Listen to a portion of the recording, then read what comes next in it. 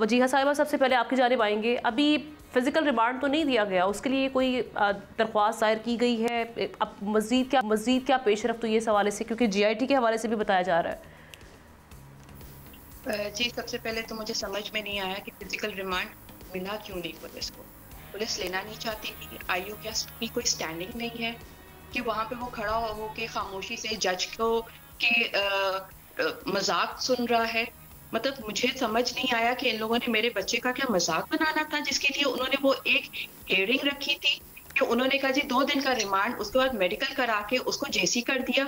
मतलब एक आदमी जो कि इतनी दफा इतराफ करके अपनी स्टेटमेंट्स चेंज कर चुका है, उसको आप जेसी कर दें कि उससे कोई सवाल नहीं कर सके। और मतलब आईओ इतना निकम्मा था, इतना इनकॉम्पिटेंट था कि वो जाके अपनी इस चीज को एसएस कोर्ट से जाके रिमांड क्लेम नहीं कर सकता था। मतलब क्या क्या चीज कॉम्प्रोमाइज थी। आखिर साहब जो है वो कॉम्प्रोमाइज थे, आईओ साहब कॉम्प्रोमाइज थे, सिस्टम कॉम्प्रोमाइज था।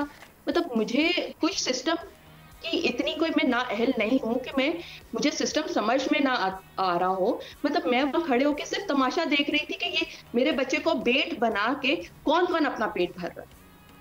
सही।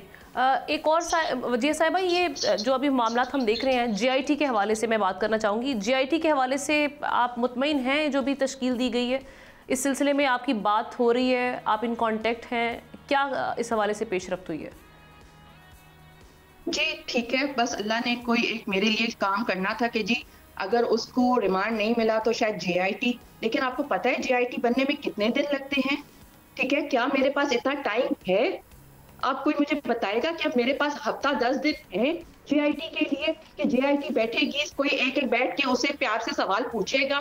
एक इतना बड़ा क्रिमिनल, इतना बड़ा टेररिस्ट टाइप आदमी क्या इसे प्यार से बैठ के वहां से उनको बता देगा 10 दिन में? तो वो सुकून में भी आ जाएगा। आप बताइए, मतलब मेरे पास है टाइम, मैं क्या इस चीज का क्या करूंगी? इस GIT को जब तक बनने के पे करेंगे, लेकिन हाँ क्योंकि मुझे कोई के लिए एक ट्रक की बत्ती के पीछे लगना है तो मैं उस पर लग रही हूँ, क्योंकि मेरे पास तो कोई और तरीकेकार नहीं है। सही।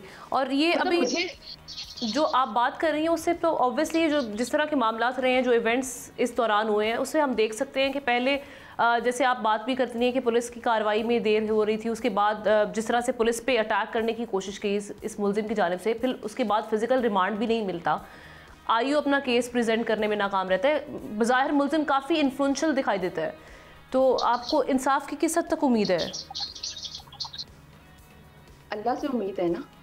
वो अल्लाह को तो नहीं खरीद सकता ना, वो सब सिस्टम खरीद सकता है लेकिन अल्लाह को तो नहीं खरीद सकता ना। और मैं ढूंढूंगी अपना बेटा, मैं इन्हीं के थ्रू ही ढूंढवाऊंगी, क्योंकि मेरे पास भी इन पे डिपेंड करने के अलावा कोई रास्ता नहीं है और दुआ करने के अलावा।